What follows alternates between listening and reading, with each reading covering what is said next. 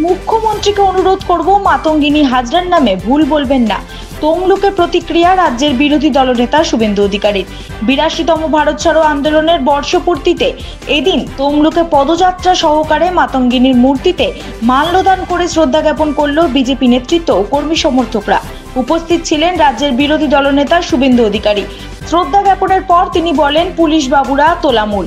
আমরা আগে সকালে প্রোগ্রাম করতাম, কিন্তু এখন পুলিশ তাদেরকে আগে সুযোগ দিয়েছে। আমাদের দুপুরে সময় দেওয়ায় আমাদের দেরি হয়েছে। মুখ্যমন্ত্রীকে অনুরোধ করব, মাতঙ্গিনী হাজরার নামে ভুল বলবেন না। এর পরের বার যখন শ্রদ্ধা জ্ঞাপন করবেন তখন শহীদ হওয়ার জায়গার নাম ভুল বলবেন না। পিছাবনি না বলে তমলুক বলবেন। এরপরে তিনি বাড়িকুলের উদ্দেশ্যে রওনা দেন। এখানেই থেমে থাকেননি বিরোধী দলনেতা। শুভেন্দুর অভিযোগ, রীতিমতো হাইকোর্টের দ্বারস্থ হয়ে বাড়িকুলে মিছিলের সম্মতি আদায় করতে হয়েছে তাদের। মাতঙ্গিনী হাজরা শহীদ হয়েছিলেন। আমরা প্রত্যেক বছর 9ই আগস্ট পালন করি তমলুকের বানপুকুরে, এবং গোটা ভারতবর্ষ জুড়েই পালিত হচ্ছে। আজকে ভারত ছাড়ো আন্দোলনের বর্ষপূর্তি, এবং এক্ষেত্রে অবিভক্ত মেদিনীপুর জেলার সবচেয়ে গুরুত্বপূর্ণ ভূমিকা ছিল।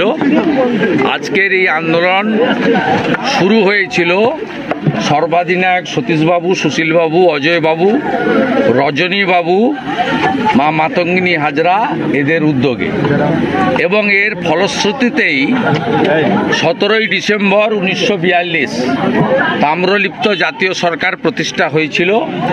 যে সরকার 22 মাস 17 দিন ধরে সমান্তরাল সরকার হিসেবে কাজ করেছে, এবং যে সরকারকে ব্রিটিশ অর্থশক্তি, পেশি শক্তি, রাজশক্তি দিয়ে দমাতে পারেনি, যে সরকার গান্ধীজির আহ্বানে আত্মসমর্পণ করে সরকারকে অবলুপ্তি ঘটিয়েছিল 1944 সালে। তাই ভারতবর্ষের অন্যতম গুরুত্বপূর্ণ তাম্রলিপ্তের ধ্বজাধারী এই ঐতিহ্যমণ্ডিত তাম্রলিপ্ত নগর এবং মা মাতঙ্গিনী হাজরা, যেখানে এক হাতে শঙ্খ, সনাতনের প্রতীক শঙ্খ, আর এক হাতে দেশের জাতীয় পতাকা নিয়ে বন্দে মাতরম বলে এখানে প্রাণ দেহ রেখেছিলেন, সেখানেই আমরা প্রতি বছরের মতো পালন করি। এখানে এইসব কাজেও পুলিশের বাধাদান হয়। আমরা বিগত দিনে সকালেই করতাম, কিন্তু পুলিশ বাবুরা তোলামূল, তাদেরকে আগে সুযোগ দিয়েছেন, আমাদেরকে একটার সময় করতে বলেছেন। তাই আমাদের দেরি হয়েছে, এখানে এসে আমরা কর্মসূচি পালন করলাম। আর মাননীয় মুখ্যমন্ত্রীকে বলবো, আপনি দয়া করে মাতঙ্গিনী হাজরার শহীদের জায়গার নাম ভুল বলবেন না।